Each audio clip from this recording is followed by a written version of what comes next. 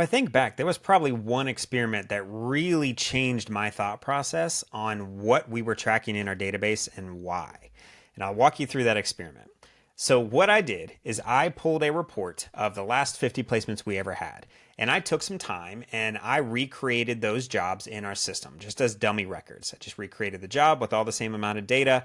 And then I looked at what our ATS system had proposed as the best matching candidate for that. And I looked at that matching score. And then what I did is I specifically ran a search for the person that ended up getting that job, and I looked to see what their match score was for the job that they ended up actually accepting. And then I got such a ridiculous result that I doubled the amount of data that I was looking at. So I looked at 100 past jobs.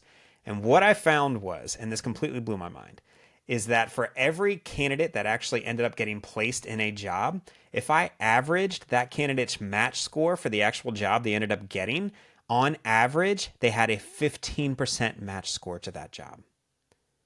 That tells me that our system, based on what we were using to identify the best possible talent for a job, wouldn't have provided that candidate as a good fit 85% of the time. That tells me that we are serving up the absolute wrong matches for the jobs because of who actually ended up getting the job. We looked at the actual data. So that showed us that this kind of search engine, the key terms that we're looking for, all of that stuff didn't matter for who actually ended up getting the job. So it completely changed our mind for what are we looking at as a high quality candidate? What would actually show up in our system to tell us that is a good quality candidate? And we completely changed how we were searching for things.